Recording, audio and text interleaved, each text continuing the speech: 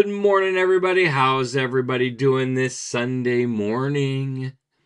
You ever look up mid-class and realize you're doing the same thing you've done for the last 4 years, but now on autopilot?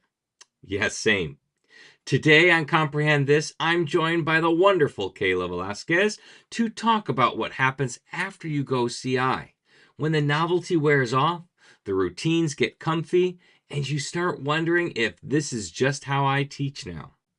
We're talking growth, curiosity, evolving without losing your mind, and how to avoid becoming that CI teacher who hasn't changed a thing since 2017. If you've ever loved CI and felt a little stuck, this one's for you. We'll be right back after these short videos. Pop quiz. Are your assessments aligned with what you're actually teaching? No? Cool. Let's fix that. The Assessment Academy is 10 pre-recorded lessons that help you ditch the Scantrons and actually assess what matters, like proficiency, performance, and whether your students are still breathing by Friday. Watch on your time, as many times as you want, for a whole year. And no, there's not a single lesson about bubble sheets or grading 72 essays at 11 p.m. You're welcome. Head over to mm.us/academy and start assessing like you actually mean it. Welcome to Comprehend This, real talk for real language teachers. No drills, no dry theory, just honest stories, practical ideas, and a reminder you're not alone in the CI trenches. Let's dive in. Good morning and welcome, Kayla. How are we doing this morning? I'm doing great. I got my Benito Bowl shirt on. I'm ready to go for later. Oh, awesome. Just remind some people about yourself a little bit before we go ahead and get started, because I know you've been on once before, but they may not have seen that episode or remember. Sure. So my name is Kayla Velasquez. I am a Department of One Spanish teacher in rural Wisconsin. And I have been in this position for 7 years, and this is my 11th year teaching. And I've always been a Department of One, so I teach middle school exploratory and Spanish 1 through 4 at the high school. And I have been a CI teacher since pretty much year half of my teaching career. And we have music every day. We read a ton, lots of games, brain breaks, stories, co-creation, and I love my job. I love my kids. I love seeing the progress that they make, and I enjoy sharing all of that with my husband, and we live here with our dog and 2 cats. So Awesome. I have 2 dogs. I have a 15-and-a-half-year-old who's a little grumpy as he's older, and then I have a little puppy that's on a year and a half. So I'm feeling you with that. Well, plus I have a lizard. He's sleeping right now because it's wintertime, but I have a 4.5-foot, you can't even see on the screen, 4.5-foot lizard that I have here. He's like a puppy dog. But you're like me. We have about the similar origin story. I started with CI in my second semester of my first year of teaching, so I've been teaching a little longer. I've always taught within a team, but sometimes I think that I might want to be that solo teacher. Right now, my current situation, I teach off the main campus at a career and tech academy. So it's the kids get bused back and forth. They take 2 classes at the career and tech academy if they choose to take that path, and then 2 classes back at the main campus. And one of those classes would be their career academy class, whether it be construction, culinary, or agriculture. So they choose one of those, and then I'm one of their electives that they have, the Spanish over there. So I kind of feel like I'm all by myself over there, and though I still have to coordinate with the main campus. But I'm seeing some benefits of working by myself sometimes. And, I'm more of an introvert, which you wouldn't believe with what I do, but I'm more of an introvert. So I think I know some teachers say I hate being the only one, but I think that might not be a bad thing in my retirement years. I always say it's a blessing and a curse because it's a lot of work. It's a lot of responsibility. I mean, I feel like I'm responsible for their entire Spanish acquisition journey for whatever they have in middle school and high school. But at the same time, when I can see that progress and I can literally show them growth from eighth grade through senior year. That's extremely rewarding. And I don't know if I could ever give it up. So I don't think I'm That gonna. Yeah, that is the best part because I've had that experience where I've had kids for 3 years because when I taught a middle school, I'm at high school right now, but when I taught a middle school, we were starting the program brand new. So there was no language program. So that first year was horrible for me because I had never only taught level one all day long. And so teaching 6 out of 7 periods, level one, I couldn't remember what I did and what I hadn't done. Did I already go over this with you? I don't remember because it's repetitive so much. I don't remember what I did. I started putting little sticky notes with what I'm supposed to cover and a little check mark for every period to make sure that I covered that or didn't talk about that. Um, and then the second year we added level two, so at least I got some variety in there, and I had some kids who I had in level one. And then we did level three that third year, and I got some of those kids too. And it is a really rewarding. That's one of the reasons why I like teaching level one, because not to be egotistical, but I can see their growth, and I know it's all what I did. Yes, In hundred level percent. two, level two or level three, they had some other teacher experience there. Even if they came back to you and you don't know how much of it, their what are we gonna call it? Their acquisition pie. How much was your ingredients and how much was it someone else's ingredients? And so I had that one year that I had about 6 kids that I had in level one, level two, and level three. And I keep exemplar quick writes. So I always keep the first one of the year. I keep one from the middle of the year and one from the last one they do. So I make copies of them. I give them back the originals and I make copies.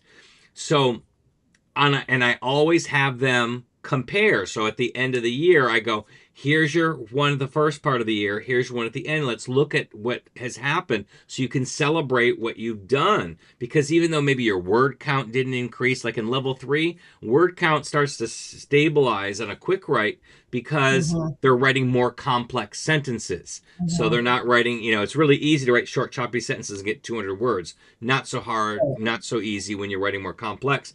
And then for some of those kids, I go, I have your very first quick write from when you were a sixth graders when you wrote. And the other kids are really, do you have mine? I'm like, why would I have yours? You weren't my you weren't my student at the time. But that Mm-hmm. was a really nice experience to be able to see that where these kids started, and then 3 years later, because they were sixth, seventh, and eighth graders, where they ended up. I think it's a really powerful thing, and it really it's a testament to see if what you're doing in the classroom is actually working.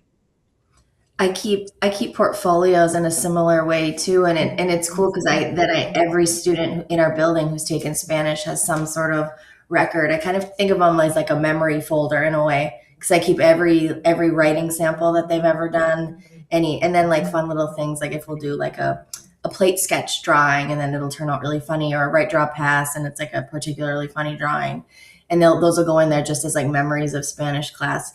And my hope is that when I give those portfolios to the kids when they graduate, whether they stuck through Spanish 4 or they, stopped at Spanish 2, at some point they look at them and they're like, look what I was able to do with a second language at one point in my life, whether they continue with it or not, and kind of just inspires them to either pick it back up or continue with it. And they can just see that progress from themselves as well. And So you I love just that. re- and you just reminded me of something that my first school did 25 years ago. And I did it during the time because it was a required thing, but I think it's really valuable, and I think I might actually bring it back and incorporate it in my own classroom. Is that idea of a portfolio? But what was different was because the kids were supposed to contribute from all their classes in this portfolio, Mhm. and it's really hard if it's a physical one. So we called it the electronic portfolio. So they had to upload pictures and images and evidence of different things. And we had different prompts along the way they could reflect upon too. So I think that's a really good idea to be able to implement back in my own classroom, even if it's not if I don't have the kids for more than one year, just a Mhm. portfolio for that year. And because it's digital, they can take it away. We used to use like back in the day it was PowerPoint, but now we could use Google Slides to put all that Right. information in there and make it, they can have it in there. I think that's a really good idea. I think I put it on my little notes here for today that I think I might start looking at implementing that for next year. And it's fun because it acts like a little time capsule. And it's so cute because even the freshmen at the end of their freshman year will look back at the beginning of freshman year and they're like, oh my gosh. So even though it's only been 9 months or something that's passed, they're like, look what I would look how young I was, or look how little I could write, and now look what I can do. But then you add 4 years onto that and that type of growth, and it's just fun for them to be able to see that. Because I don't know how in other contexts if anybody suggests doing that for them or like keeping track of those types of things. I know my mom always did that when I was little. Like she kept a memory box of all of my stuff, and we'd go through it at like frequent checkpoints in my life. So I think that's just something about me that I like. Like I enjoy scrapbooking and like keeping. I print out pictures. I'm like the picture printer friend. So I'm always Yeah. like, oh, here I have a stack of photos for you, like every few months. So I think that's just part of my personality coming through in that way too. Yeah, I like that, and I think it's like we do that as a human beings. Parents will like put the little growth chart, like they'll mark your height as you grow up in the family house and such like that. And I think it is a real good thing. And I don't think any other class is really a good candidate for that, except Right. maybe, music or drama. But Mm-hmm. English, there's not a lot of growth that you can show that because they're already fluent in the language and maybe Right. their essay might be more refined, but the differences are going to be a lot more subtle than they would Yeah. have So it's been. a really And clear skill that they can see kind of going up yeah, over time. It's but neat. like music, they can see, they're making these horrible noises out of their instrument for the first time they get it. And then, at the end of the year, they're starting to sound like something. And then you move on further and further. So it's a very specialty disciplines that can actually appreciate a growth portfolio like that, other than Hmm. just an exemplary portfolio that just shows you examples of their work. Exactly. Yeah. Yeah. Like a growth portfolio. I think that's a good way Yeah, to refer to it for sure. absolutely. Which in an indirect way, we are talking about our topic today, which is that ever evolving CI and not getting stuck in a rut type of thing. And I'll just start just here for quickly because I was just thinking about it. I am a very only in my school life am I very organized. I am very organized to a T. I have the very first quiz I gave because it's saved in my Google Drive. It's been there, and my Google Drive is now 2 terabytes. But it is everything I've ever created, and I learned long ago to create everything in my own personal Google Drive because I had a friend who left schools, and she So went to the smart. high school and it's different district. Our high school and middle schools are different districts. She went from middle school to high school, and she is desperately, she did not plan enough time before they were closing down her Google account to download everything and move it over. She goes, I expected it to be a day. She goes, it took a week to download all the stuff that she had accumulated in 10 years at the middle school. Right. So I say I always create my everything in my own Google Drive, and that way I have access to it forever and wherever I happen to be. So it works really, really well. And it's also saved my butt when my computer battery died. Or like one time my computer battery died and I forgot my charger. And so I could access everything on someone else's computer. So that really, Mhm. saved my butt. But in that organization, I make templates for everything because so much of what we do is repetitive and I don't want to always recreate the wheel. I mean, for example, I'm so lazy with my whiteboard. I make whiteboard labels of things I always have to write, like the goal, the Mhm. activities that we do. I make little activities that says we're doing a story today, we're doing a quick write today, we're doing whatever the warm up might be, and they're little labels that I laminate and put magnets on. So all I have to do is put those up there and then maybe add a detail like we're singing a song. Well, what's the name of the song? I can write that one in. So Right. I am so template driven and I have templates for my lesson plans. I don't even lesson plan anymore. My lesson plan is my um Google Slide deck, and it's got 200 slides in it because it's the whole week's and everything I do. What am I doing next? I don't know. Click. Oh, that's what I'm doing next. That's how I kind of do it. So I do everything template driven. But I will say I've never been able to use my templates year to year the exact same way. So I'm Mm-mm. always constantly changing. In fact, in one of my templates I currently use right now, we do reading and listening activities on Thursdays and Fridays, and I write a story based on a student for each of those. So on my template, where I may have a cartoon that we're going to ask a story about in the beginning part of the week, the second part of the week, I don't know what those stories are going to be, and I'm not going to use last year's kids. It's always going to be fresh. So I just leave a Mhm. blank spot in my template where I can put in my stories in there. But I'm always rearranging and like, ooh, I want to do this in this order or that order. Nothing really sticks. I have gotten in the ruts before where I feel like I'm on autopilot. And it's not really, uh, let's see, how am I going to say this? My routine, that stays constant of like usually the order of the things that I do. I sometimes change it up. Like this week, I started thinking, well, maybe I don't want to do two readings and listenings. Maybe I want to extend the oral story a little longer. So I'm playing with that. I made that change just for this next week coming up, and we'll see how it works out. So that part doesn't change, but the activities sometimes I get in a rut into, and I need to force myself. Like, we haven't done a picture talk in a while. I forgot about picture talks, or I forgot about a movie talk. I haven't done that one in a long time. And I'm like, why did I stop doing that activity or that brain break? I get in a rut with my brain breaks and sometimes. So the actual activities sometimes where I get in the rut. I'll forget, Mhm. like a few years ago, I forgot that I haven't done TPR in such a long time, and it used to be such an integrated part of what I did.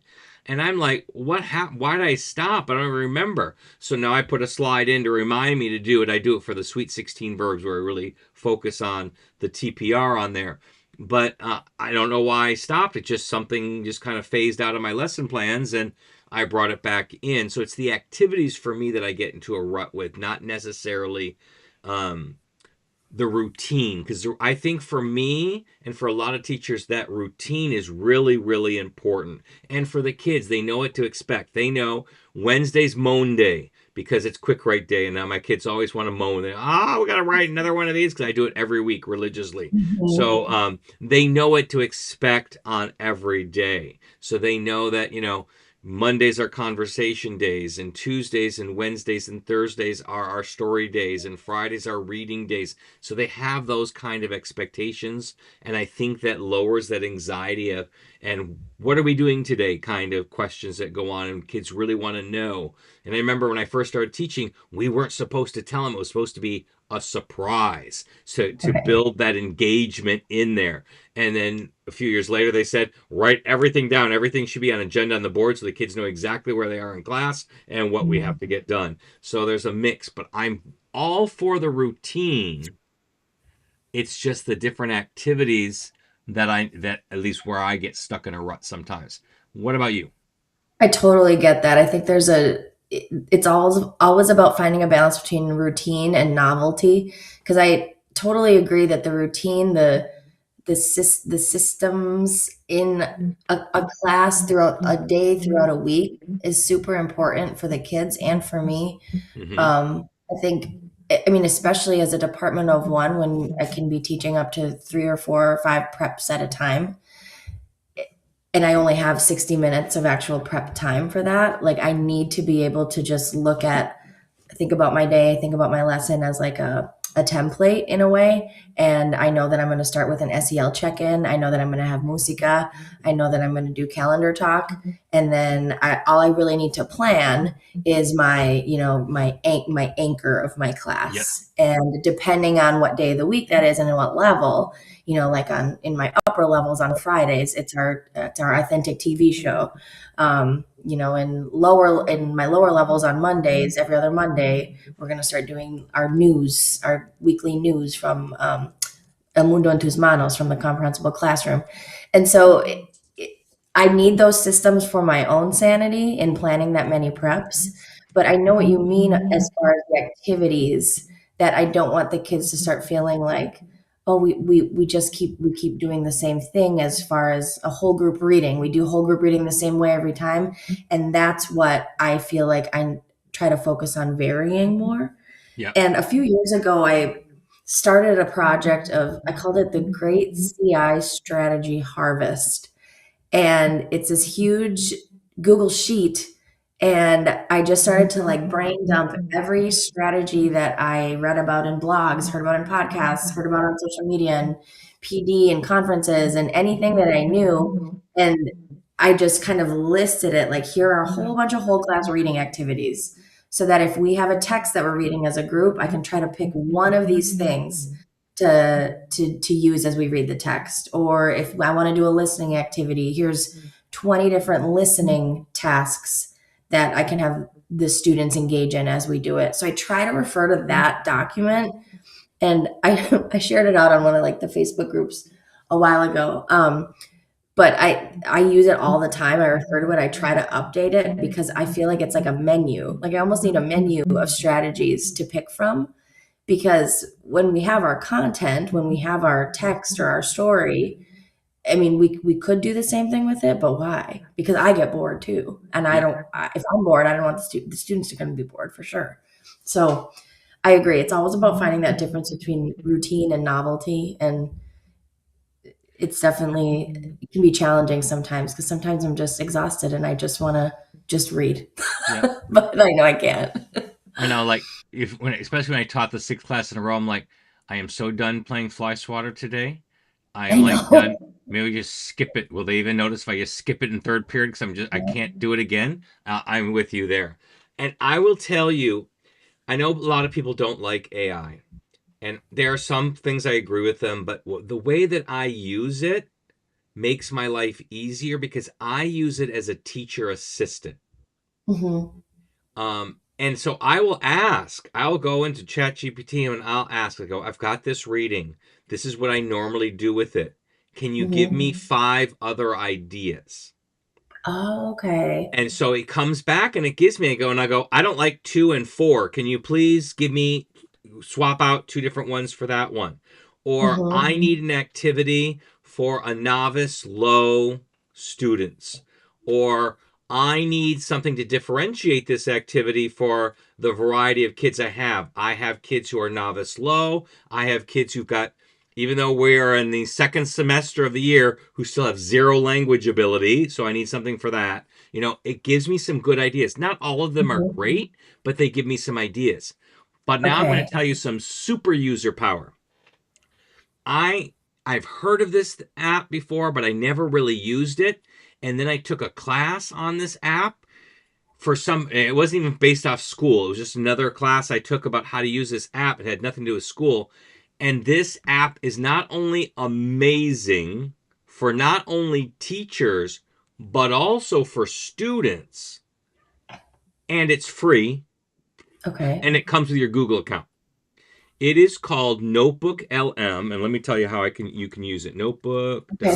Notebook.lm is the thing, and it's at notebook.lm.google.com.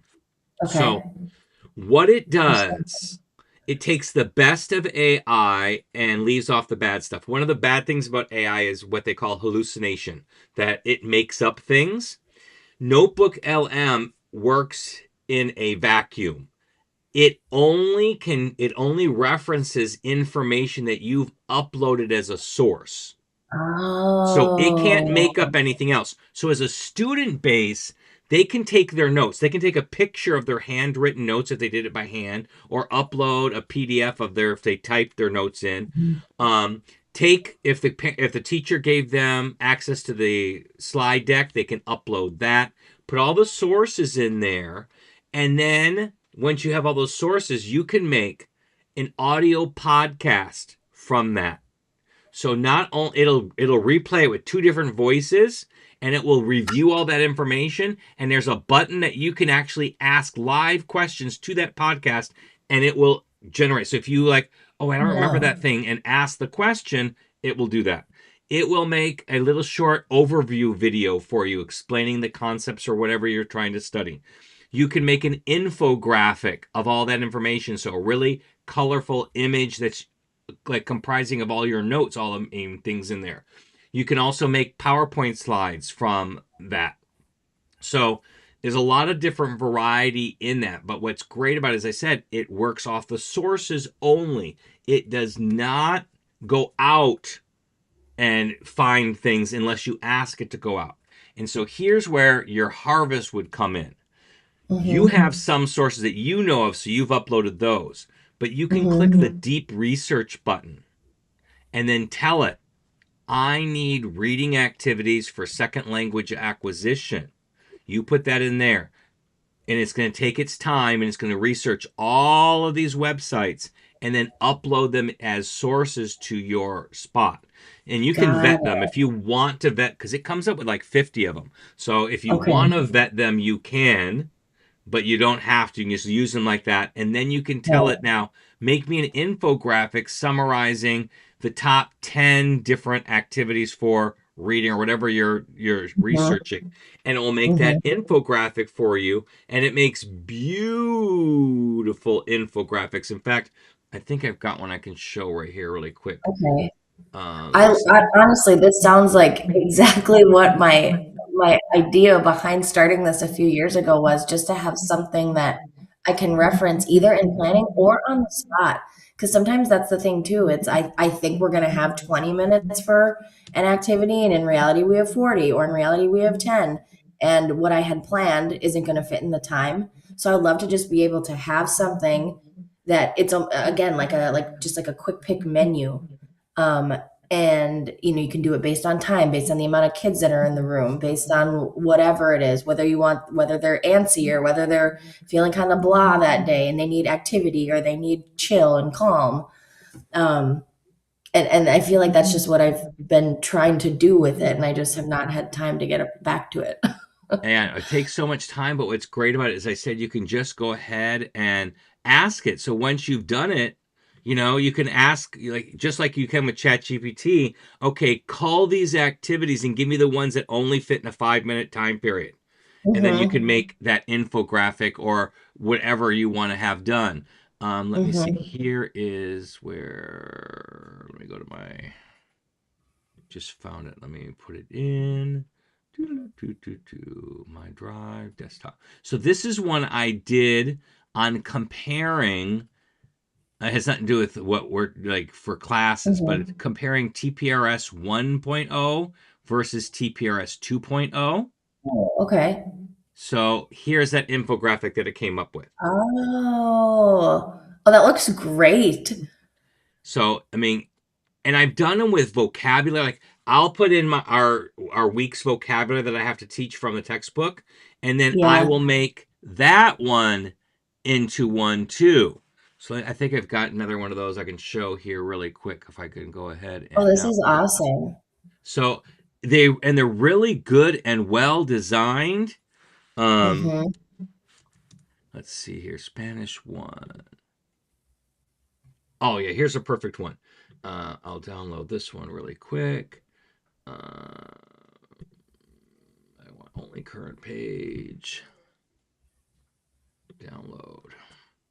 This one is on the Sweet 16 verbs. Okay. So I loved what I did, what it did with this one. And if you don't like what it does, tell it to do it again. Just like if Mhm. you were having a teacher assistant or a student teacher assistant in your class and they didn't do it exactly the way you wanted, you tell them to do it again, please. And Mhm. so Mhm. it works really, really well. Let me see. This one is called Sweet 16. Sweet 16. Where did that go? There it is. Oh, I love that. Yeah. So you And can make it and you can put your vocab list in for the week yeah. and make this thing, and it really helps the visual learners. And what I Yeah. love about these two is I cheat because my our school now has color copiers. Uh-huh. So we're supposed to switch it to black and white, but it defaults to color. Oops. I just made 30 Yeah. color copies of these Mhm. because I think they're so much more effective in color. They are. They are. Something like this 100% is more effective in color. Yeah. And so the kids have these, and I keep giving them, they go, do you have another infographic for us today? I make infographics because I'm not an explicit grammar teacher, but I make the Uh-huh. infographics of like we're getting ready to do plurals in level one. And I have to teach that and explicitly Uh-huh. teach it at my school. So I made an infographic that explained it all the And this way. is So all through the notebook, through the LM. notebook. Yep. I told it to Okay. research how do you make Mhm. plural. I mean, I know the answer, but I didn't want to do the work. So I said, Mhm. how do you make plurals in Spanish? Please include the exceptions. So that it went through, and I'll show you what it came up with because I did that one too. Oh, I did one for telling time, and so I got an infographic for telling time for them. Where's the one I did with plurals? Plural Spanish plurals, the quick start guide. Here it is. So it really helps to synthesize the information. I tell the kids, I make them get actually I buy a whole stack of those plastic page protectors, and I buy Yeah. them like in packs of 500, and they're really cheap if you buy them on Amazon Mhm. for uh those packs, and then I give them to the kids, and I'll put them back to back in there, and they can keep them in a folder so that they Yep. always have that in there. And so you can That's do it with great. grammar. You can do it with, okay, just do this one, plurals. Where are we going? P for plural. Here's this. So I told to even give you the example, exceptions. Oh, that's So it put in awesome. there the Z for C change that you need to do, that the kids Yeah. always forget.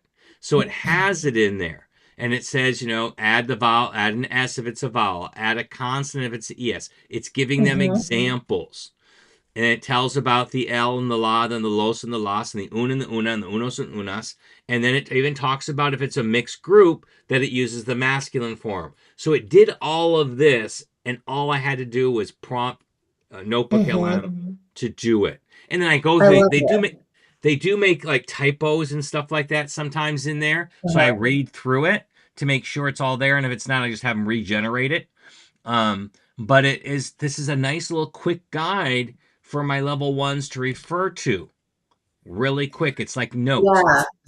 And I I could think see it's this being really useful for things like pop-up grammar. And I mean, yep, these look like just like an anchor chart, that you would make in a classroom and hang up on, like the butcher ex- paper or something like that. But it's really clear, it's easy, it's not overly complicated and grammary. no. And And so I, I'll tell you, I like this use. one of the tricks I tell it to do, I say, when you make this, do not use any grammar jargon, use language kids understand. Okay. Yeah. So notice it doesn't say masculine and feminine anywhere in here. Mm, mm-hmm, It's stuff that my mm-hmm, kids can really really grasp onto. And yes, you can actually print these into posters if you want it. mm-hmm. I use, let me put that site up here because this is one I use all the time, shortrunposters.com. Because if you go to Kinko's, or what do they call it, FedEx office now, Mm-hmm. they don't, they charge an arm and a leg to buy one poster. Mm-hmm. But short run posters for less than $7, I think it's like six something, they give me an 18 by 24 poster that's laminated. Oh wow. Okay. No, that's And great. it's That's called really short run because good. you don't have to make 50 of the same ones. You can just do whatever ones you make. So I have, like you said, I have a lot of anchor charts in my room, and I've had printed up. But now I can start having these printed up.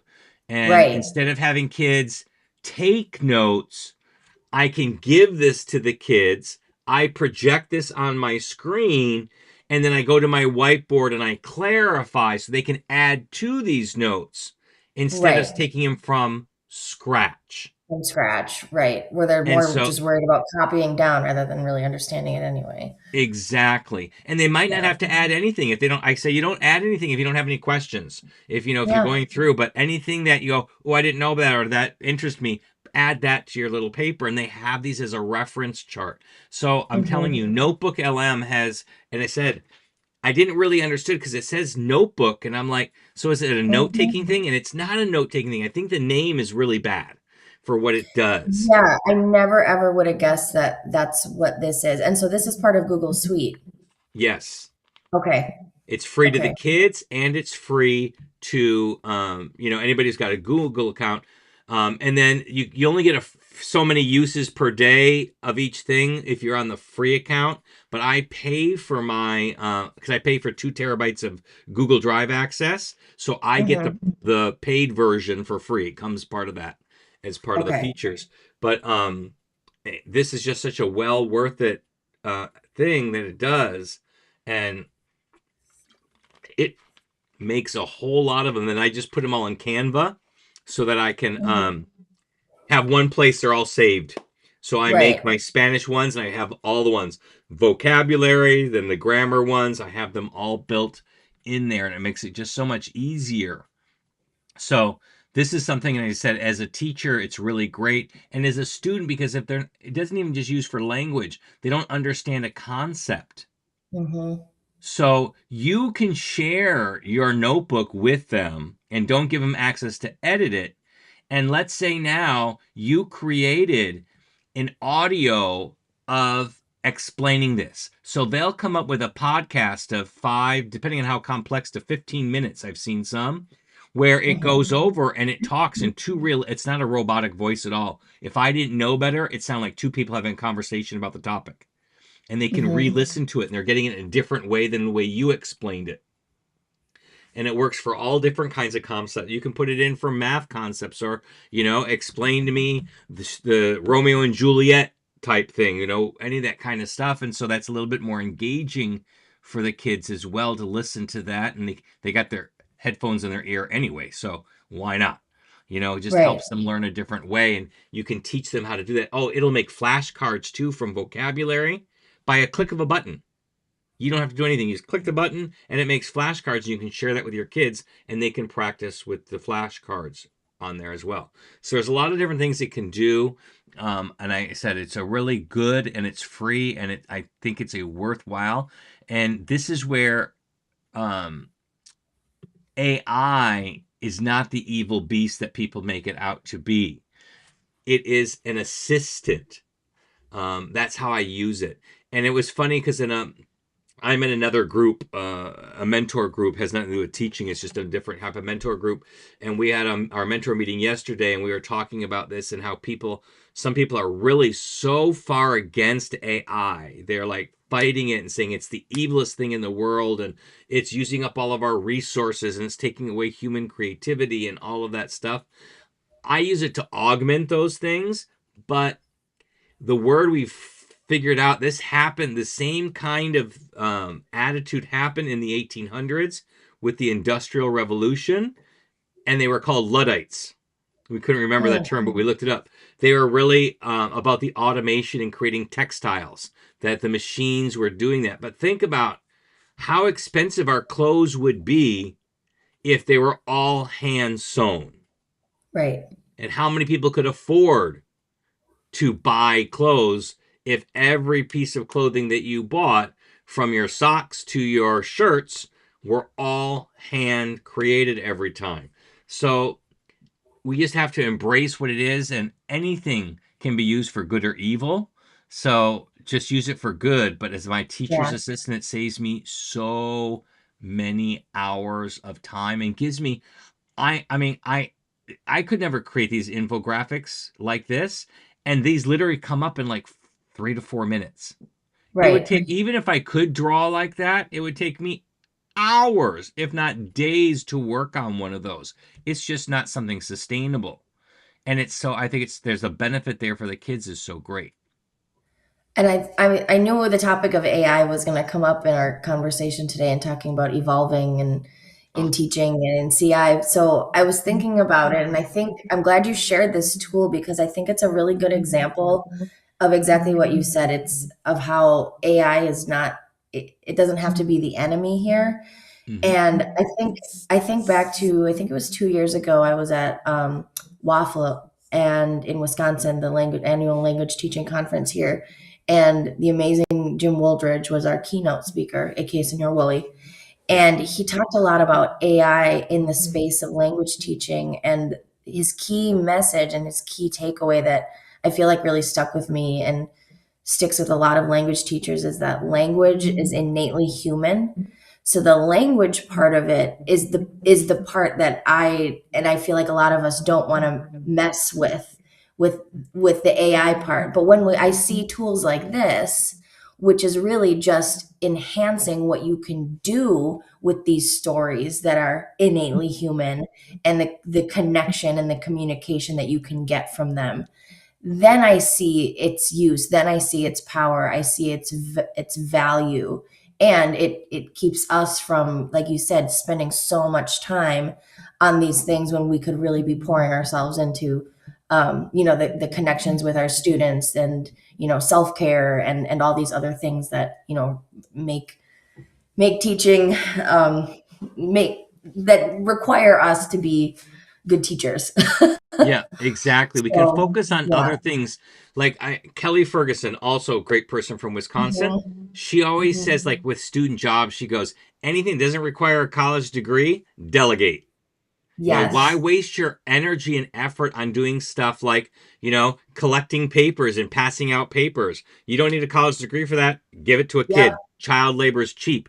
And it's the same thing. We can delegate things our um to our AI that we don't need to do ourselves. I'll tell you another good example, and then I'm going to share my screen because I forgot I made this. This is another thing that comes in Gemini, which is also part of the free Google thing, where I use it a lot because this is where I get my rut. This is a rut thing that I have. When I write my quizzes or I write stories and I create comprehension questions, my comprehension questions tend to be the same every time.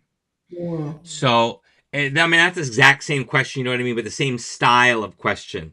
You know, I write my none of the above questions always a certain way. I always, ask about the age of the character. I get in these ruts. So Mhm. the kids can almost predict what question 4 is going to be because they've read so many of my stories.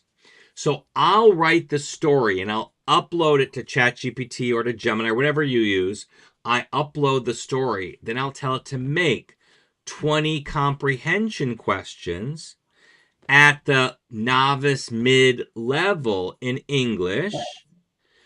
Please make them slightly challenging and please include 30% inference questions, because I want my kids to be able to infer stuff as well, not just look for the concrete stuff in there. Mhm. Now, I always Right. created inference questions, but my inference questions would always be the same style, so my kids could always predict them.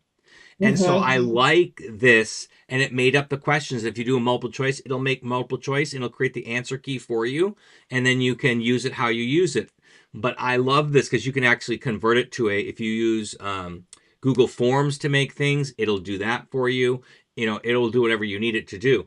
But that's one of the ways that I really, really enjoy using it, because the questions, I don't need a college degree to come up with questions. I wrote the Right. story.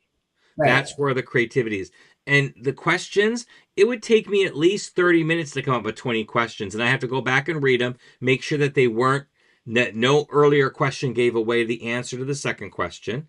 Mhm. And then make sure, oh, did I put my 30% inference in there? Because in a 20 questions, that's 6 inference questions. And I don't want them all at the end. I want them, put in throughout. So the Right. kids will go, oh yeah, the last 6 questions are going to be inference questions. I don't Yeah. want that kind of predictability in there. And as humans, we always, even though we may not think about it, we always work in patterns, and we kind of tend to do the things the way we always did them.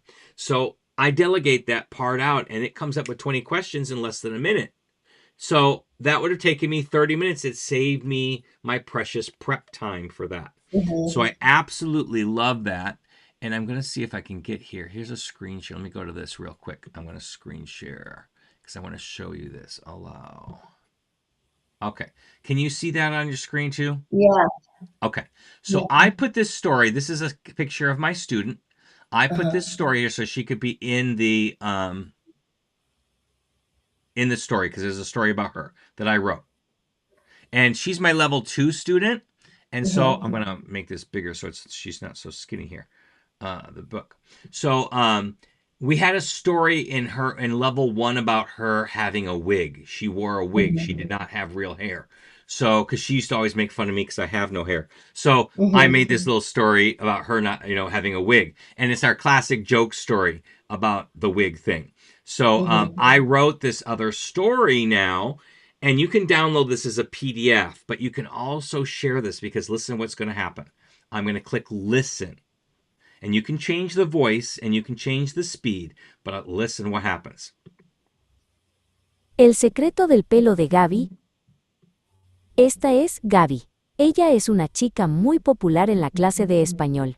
Todos admiran su estilo. Gaby tiene el pelo negro con las puntas rojas.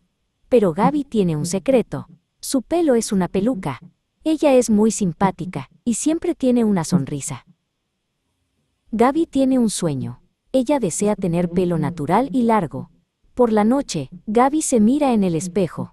Ella piensa, me gusta mi peluca, pero quiero mi propio pelo. Gaby es valiente y decide buscar una solución mágica. Okay, I'm not Un gonna. día, Gaby encuentra un Whoops, paquete. hit the button. I'm not gonna torture everybody with hearing the whole story. What she does. Oops, I didn't mean to move that out of the way.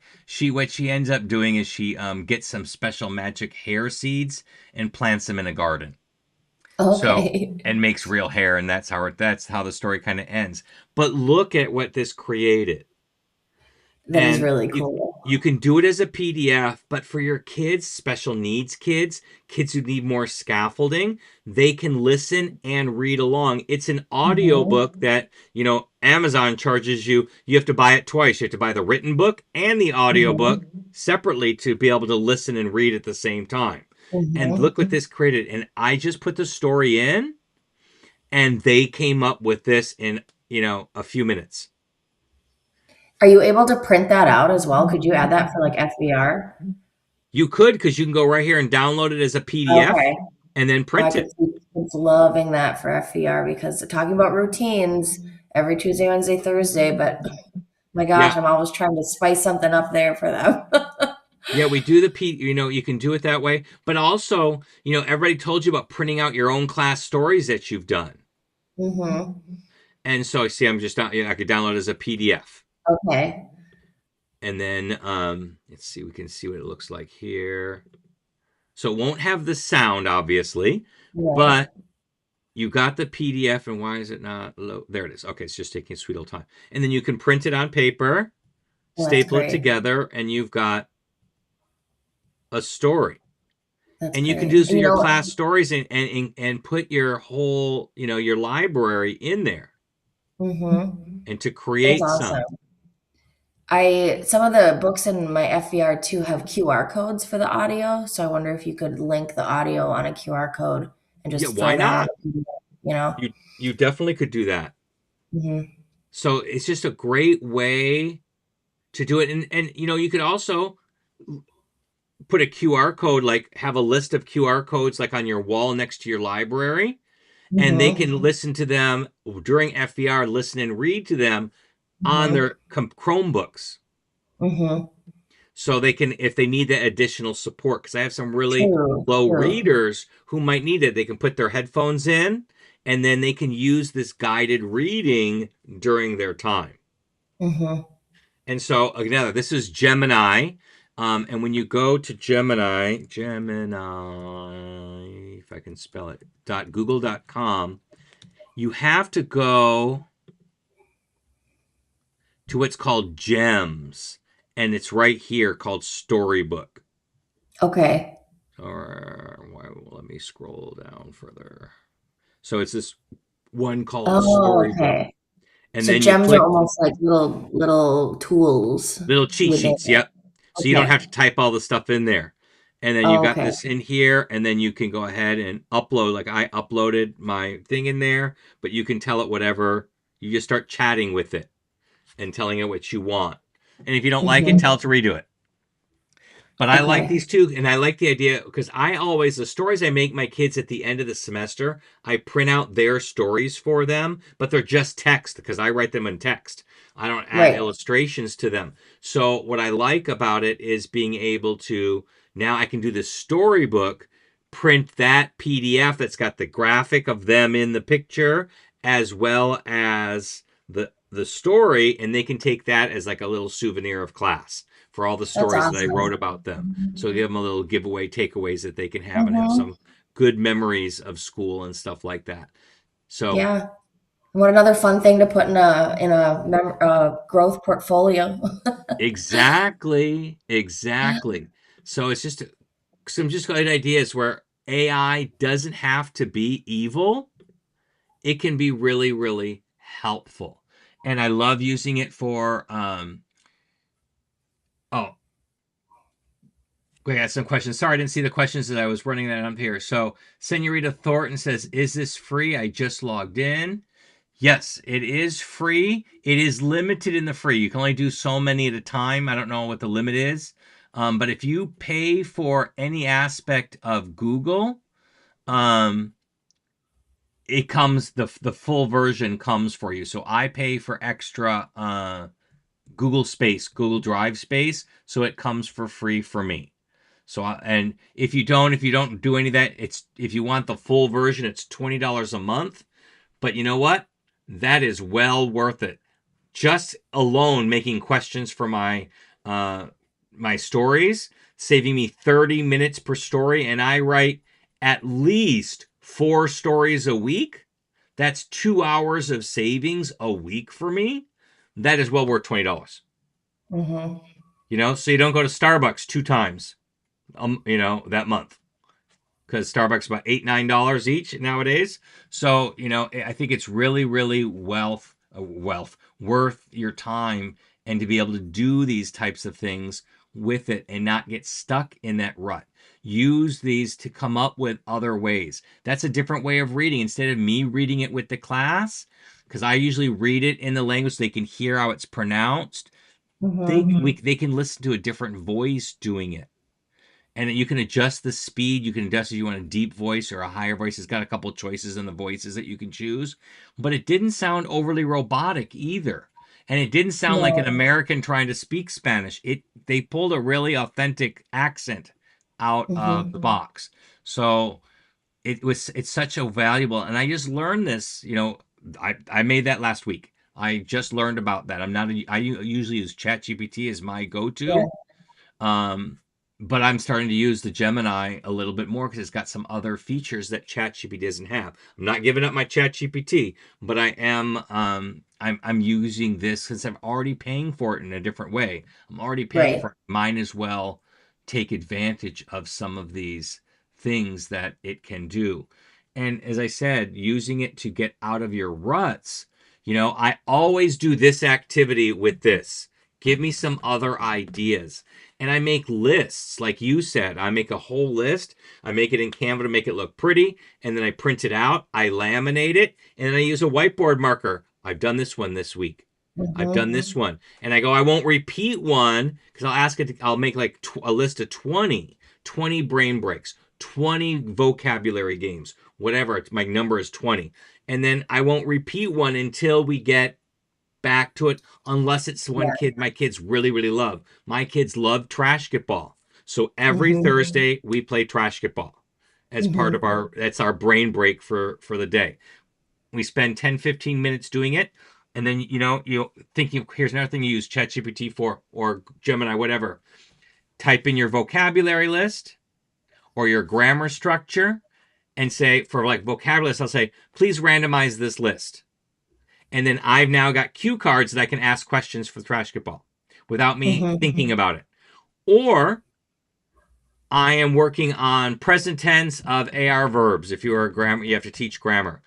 Hmm. Write me 10 questions that not only ask about how to, perform these things or when present tense is used, but also some example verbs of in there. And I've done ones with adjective agreement when I had to teach that. So I'll have it go and it'll say, which is correct? El chico bueno o el chico buena? And I'll say that to the kids, and then they choose bueno or buena, and if they're right, they get their Hmm. points. So it really, really works. Really, really good for things like that. And then the last thing I'll say about AI, then we can move on from AI, embedded readings. I love embedded readings, but they're so time consuming to create. So Mm-hmm. I'll create my longest one and then I'll upload it and I'll say, I need the following. I need 4 other versions of the story. The first version needs the most simplistic with no descriptions. Just they did this, they did this, they did this, and give them examples. Just say it just like that. They did this, they Mm-hmm. did this. I just want plot point 1, plot point 2, plot point 3, plot point 4. That's it. Then I want you to add some words and some descriptions in version 2. Then I want you to add a little bit more version and more words in version 3. And then same thing for version 4. Spit them out. And I get 4 versions of this. And now I've got an embedded reading packet that I can give my kids. Save me a ton of time. And I lied. I said I cheated and that was my last one. Here's another one. I was out for sub because I told you, Kayla and I talked before we started. I broke my ribs last week. So I was out Monday, Tuesday, Wednesday because I could not move. Literally, it could not move. Every time I moved, it was painful. And I don't usually cuss, but when I do cuss, it's because I'm in pain. I could not bring that to the classroom. So I stayed home. But I ran out of ideas for my sub plan. So I asked it to give me some idea for sub plans. Some I used, some I didn't. But Dreaming Spanish YouTube channel. And there's a channel like this for every language. I love him. But here's the kicker. I gave it the link to the YouTube video. I told ChatGPT, please make me 20 comprehension questions based on this video. I didn't even watch the video. What a hack. I was in too much I pain. love it. And it made me great sub plans. Yeah, that's awesome. So I put it in my formative. I use formative for everything. I put a link to the video, and then I put the questions on there. I made a multiple choice. Bingo, bango. And I had a sub activity that sub did not have to do anything but just babysit. Honestly, that's a great hack. I don't know why I haven't thought of that because I love using Pablo's videos from Dreaming Spanish. Sometimes we'll do his game ones, even just as like a brain break type of thing. Yeah. So they're familiar with him, but I've never thought to use them as a sub plan. But that's great. And you can do the same thing with Senior Wooly videos. Yeah. To get do something different other than the nuggets and the stuff that they do. Just sometimes give them just some comprehension questions. Did they understand the video? Did they do those kinds of things? So I'm telling you, AI does not have to be your enemy. It is your teaching assistant. And if you look at it from that perspective, then you're going to get a lot out of it. Mm-hmm. And if you don't even know how you can use these tools as teaching assistant, go to YouTube and type using AI as a teacher assistant, and you'll find videos that are helpful. Because once I learned some of these things, I went to YouTube to do my research and watched videos, and that's where I learned about the storybook. Mm-hmm. I didn't even know that I had no idea that existed. Where was it all my life? That is just a very good little version, and they'll tell you how to do them step by step. These are usually like 10-minute or less videos, and they're worth my time.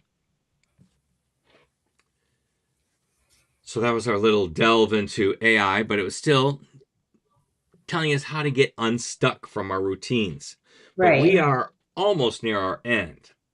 So, do you have any words of wisdom about getting unstuck when you're stuck like that? My words of wisdom would be do something that is fun for you as the teacher. I think it was Carrie Toth who referred to them as a look forward to. I think I read a blog post or a social media post of hers at the beginning of this calendar year. And she was thinking about going back to school after the break. And she was reflecting on her look forward to. What is she excited about in the classroom? What is she excited to teach? What is she excited to get into with students? And I think anytime I'm feeling stuck, that's what I think about. And if there's nothing, if I have no LFT, then I switch it because I have to be invested in what I'm doing with the kids and I want to be excited about it. This last week was so amazingly relevant for Spanish teachers with Bad Bunny's Grammy wins last Yep. Sunday and then the Benito Bowl today. So I took a pause from my regularly scheduled programming this last week and we just dove into the album de Vi Tiramos Fotos and we looked at the short film and we talked about Puerto Rico and identity and his activism and some of the lyrics and that was something that I felt like was such a shakeup because I've never taught about Bad Bunny before because we haven't been in this particular month or this week in February in 2026. So I think like the relevancy of the world going around us is something that we can really lean into, especially as language teachers. So if you feel stuck, just switch it. Absolutely. You can still meet your targets and you can still meet your objectives and just pick something that's exciting to you and it'll be exciting to them. Absolutely. I will mirror that saying, if you're not having fun, neither are they. And that was the whole reason I got into CI in the beginning because that first semester, my first year teaching, I was bored and I was having trouble staying awake in my own darn classes. So if I'm doing Mhm. that, then my kids are. So I was looking for something because I'm like, I cannot do this for 30 years. I will not make it. Mhm. I couldn't make it for the first 2 months. It was driving me so batty. So, yes, if you're not having fun, neither are your kids. So you need to find a way to merge what you're teaching, what you have to teach, with what the kids want to know and what's interesting to them. And one of the ways that I do that is personalization. I make it when I learn things about kids, I incorporate a story. Like last year I had this kid in Spanish 1 and he opened up his backpack and he was pulling things out and he pulled out 3 jars of Vaseline. 3. A huge Costco size one, a medium size one like you get at Target, and a little tiny one. I'm like, what the heck do you need? 3 different. He goes, they're all for different purposes. The small one is for your lips, just to put it on your lips. Then I'm like, oh my gosh. So I wrote a whole story about a kid who's got 3 jars of Vaseline. How could I not?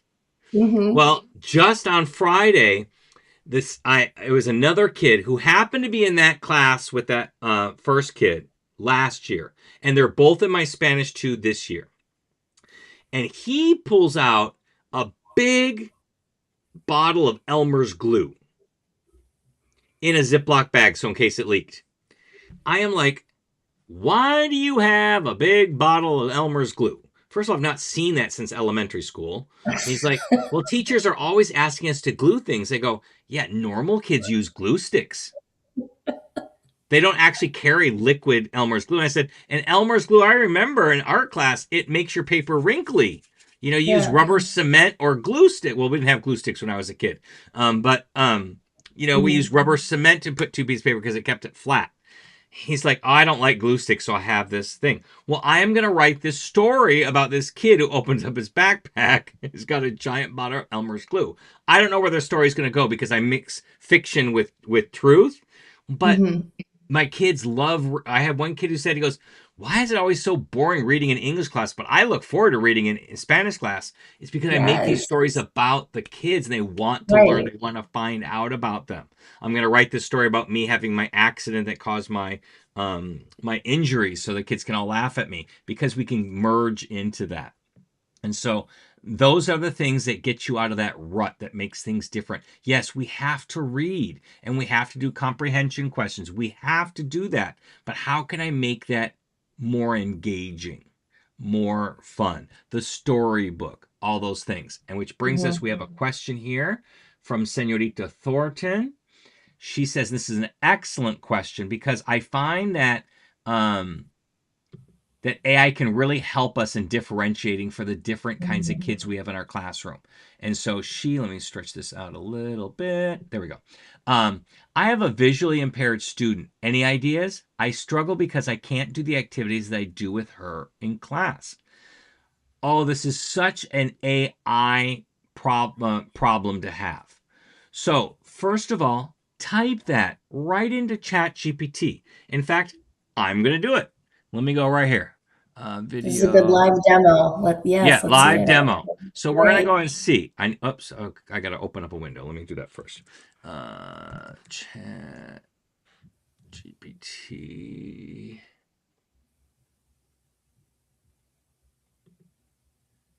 And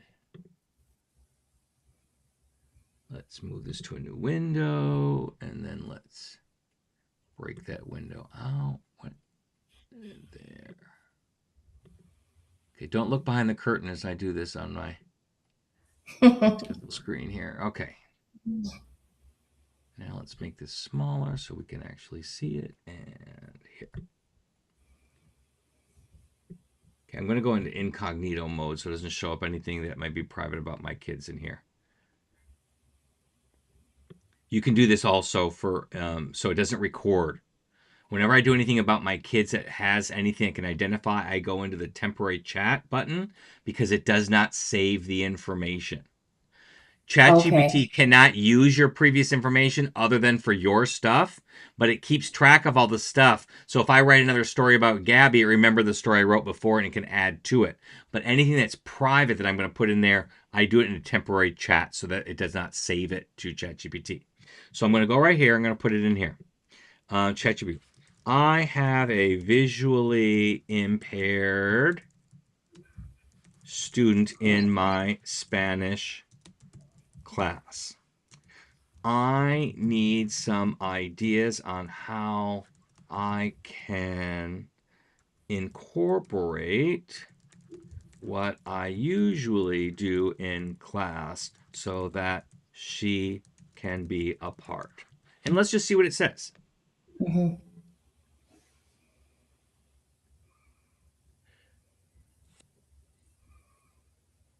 Okay, so treat sound as the primary input channel, which CI already does. The goal here is that your class is already auditory. It's already story-based. It's interactive. It's repetitive. It's slow.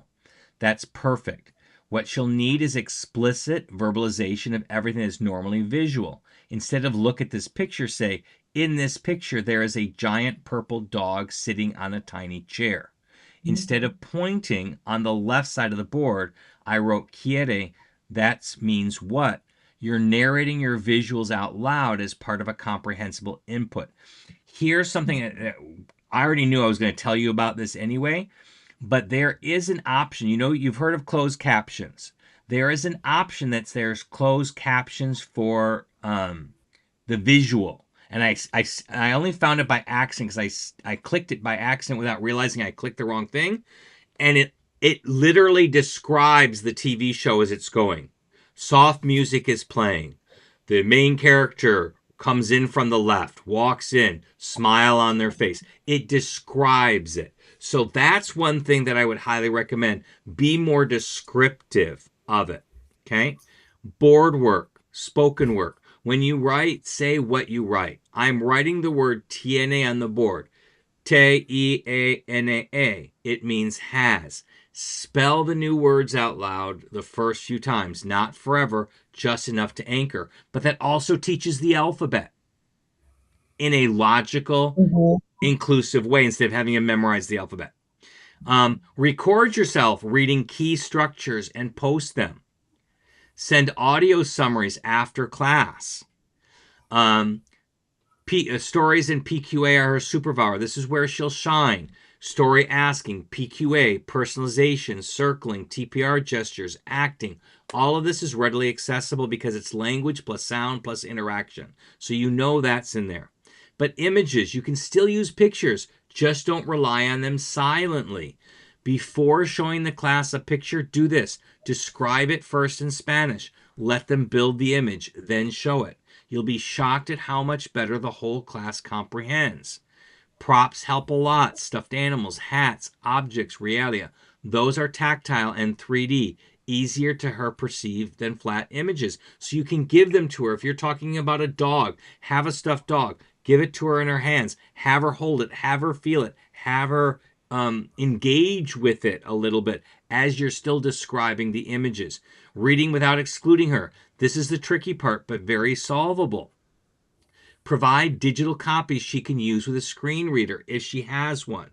If not, you can record yourself reading them and you can provide them not just to her, because I always find stuff that you do for special needs kids, your 504s, your IEP kids, don't just benefit that kid. They benefit all kids. So instead of just sharing that little audio clip with her, Share it with all of your classes in there. Do some more choral reading and teacher read alouds. I always read when we're reading together as group, I read it out loud so they can hear how the words are pronounced as well.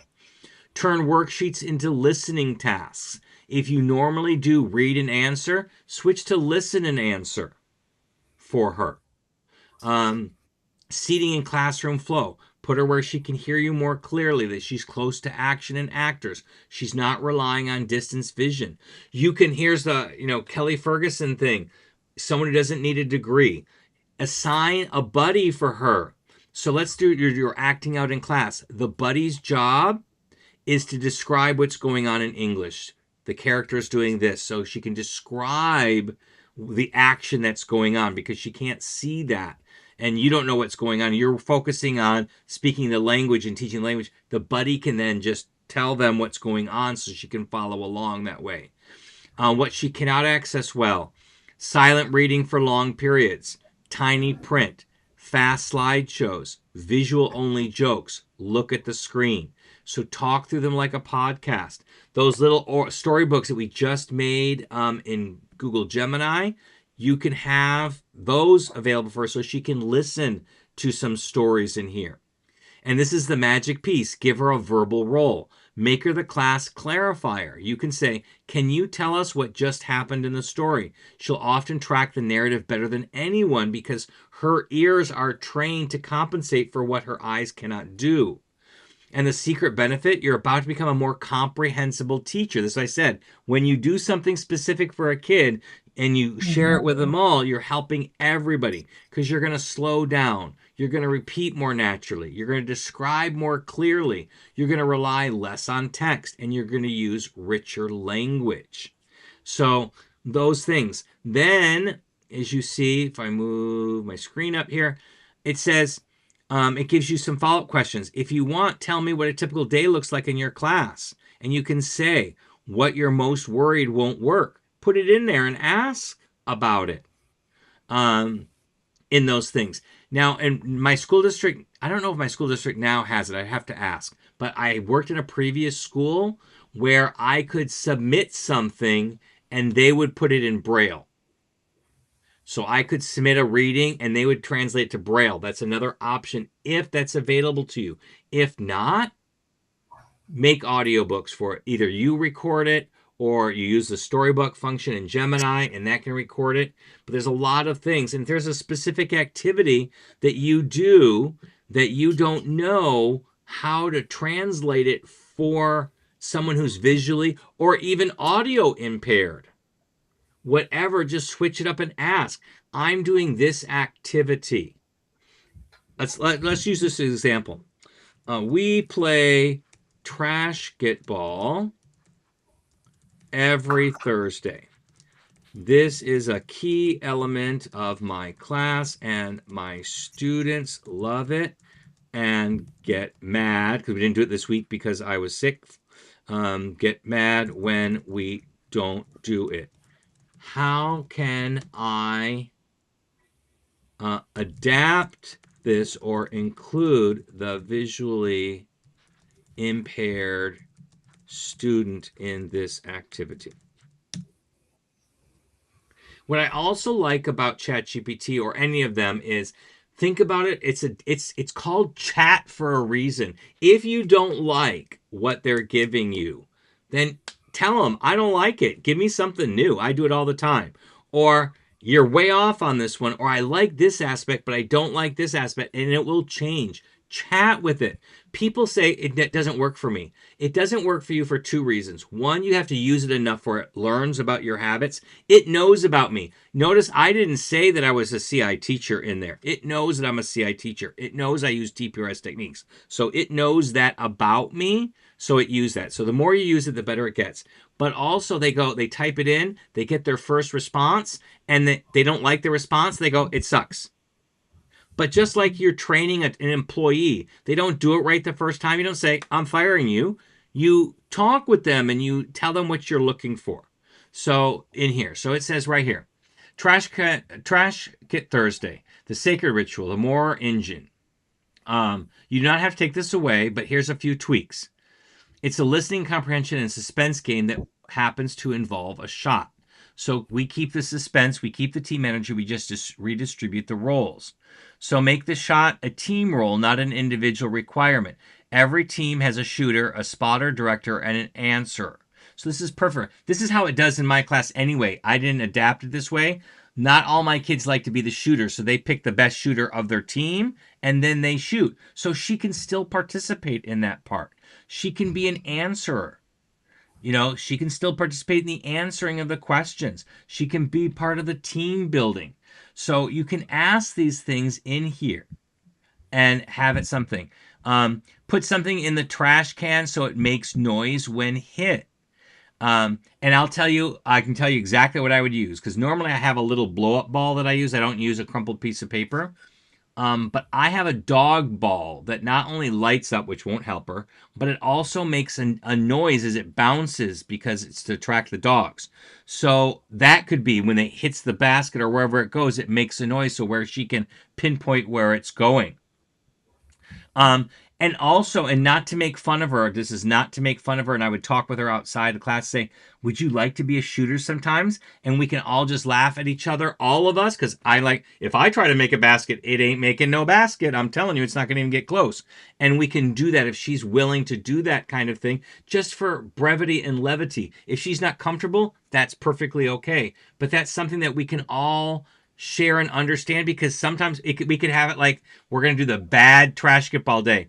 Only bad throwers can throw today. None of the good kids can throw. If you play basketball, you cannot play. So, you can play, but you can't be the shooter. So you can include her in that action part too, and we can all laugh at how bad that we did this stuff in here. So there's lots of different things. I'm not going to go through all the options, but you can see how you can put this stuff in here to get ideas, a specific activity, how you can adapt it. Use ChatGPT or Gemini or whatever you use. There's Claude out there. Any of the ones you use, put them in there, find out, test it, and see what goes on. You can find ideas and things you didn't think about. And I'm going to say this one here is a great one. I love this one. I just saw this as a corner of my eye. The blind route. I would put blindfolds on the shooters, so they're in the same situation that she's in. And then they can have someone direct them to where the basket is. It's directly in front of you. It's right behind you, wherever it is. And see if they can guide them into making the basket. And it works really well to include her too, because now everybody is doing it the exact same way. Nobody can see, and they're all relying on their teammates to direct them in the right way. And you might give them like 3 times to make the shot, to get the preciseness of it, to give instead of just the one shot in there. But these are just fun ways that you can use these activities to be able to make use of ChatGPT, to get yourself out of the rut, to make accommodations for kids that have different abilities than the standard kid in your classroom. So there's so many things that we can do, and ChatGPT really helps us, or any of the AI really can help you solve that problem. And Senorita Thornton says, oh my God, this is wonderful. Thanks so much. AI to the rescue. Yes, there's so many different things. Put it in there. Make it your teacher assistant. Chat with it. Make it your teacher bestie right there. Have those conversations in there. I put in there when I have discipline problems. I have this kid. I've tried this is the issue. I've tried this and this and this. I need some other ideas. Put that in there. I have a kid who's always down in class. And just get some other ideas that you didn't think about before to do. And so it gives you so many ideas. Some of them are great. Some of them are not. Let them know, because it learns from you. So if you don't like that, it won't put that kind of a response back in there. So it's so many different ways. And it can help you get out of that rut, because you can go through, you can say, I do this activity, I need to teach reading, I need to teach reading comprehension. This is what I normally do. Can you give me 5 new ideas? We're getting bored. And it will give you other ways that you can incorporate. So there's so many things that you can do with it. It does not have to be an evil thing. Absolutely. And thank you so much, Senorita Thornton. That was an absolute banger of a question. And we have these problems all the time where we have kids. Because I had a visually impaired kid way before AI. He carried a little, it was like a glass, half a glass dome. And he Mhm. literally, he could see, but he had to have things blown up. The text had to be 2 inches high for him to be able to read it. And he couldn't even like read the numbers on the room, and he didn't read Braille. He didn't learn Braille. And so he'd take this little magnifying thing and put it up to the room number so he can read to see if he's at the room number. But this is that one that I could have them print in Braille. What we sent the textbook pages or whatever we had, handouts, and then we sent it to them, and then they would enlarge it. So they came in like this huge, looked like a bed sheet. And I fold it down to size, but then I'd lay it out in the middle of my floor, and he could sit down and read it, because Oh, everything had to be 2 inches. Or I could hang it on a wall for him to read, because he could not read anything, 10 or 12 font. Forget that. That was not happening mhm. for him. So I would have loved to have alternative ways to be able to do this stuff, and I would have loved to have ChatGPT help me. But we have kids like this all the time in the class. You put in there, I have a kid who has a real hard time paying attention. But fidget tools don't work for him because he focuses on the fidget tool, but not on what's actually going on in class. Can you give me Mhm. some strategies and help the kid to be able to focus on what we're doing in class and work with him? And it gives you some great ideas. So use ChatGPT to help you. It can do, in those particular cases, just keep it generic. Don't put the kid's name in there because it's special IEP stuff. But you can put that information in there, and it will give you some really good feedback. So thank you so much, Kayla, for joining us today. I really appreciate it. Thank you, Senora Theaton and Senora Thornton, for asking some amazing questions, and the rest of you for joining us today. If you're watching this on the replay, feel free to put your questions in the comment section, and we'll get back to you. If you're watching on the podcast or listening on the podcast, feel free to put your questions in the comments there, and we'll sure to get back to you in there. We love when we get the engagement. And so let's go ahead and end up this episode. We're almost an hour and a half. Oh my gosh. So thank you so much for spending part of your week with us today, especially almost 90 minutes. Seriously, there are a lot of things you could be doing right now. I would be still sleeping, and you chose this. Huge thank you to Kayla for showing up, being honest, and reminding us that good teaching isn't about freezing in time. It's about staying curious. As she said, if she's not interested, there's no point in doing it in class either. If today's episode reminded you that CI can evolve without losing its soul, do us a favor, subscribe, leave a review, and share this episode with a teacher who might be quietly stuck in autopilot. You can watch us live on YouTube or catch the replay on your favorite podcast app. And as always, ditch the drills, trust the process, and I'll see you next time on Comprehend This. Goodbye, everybody.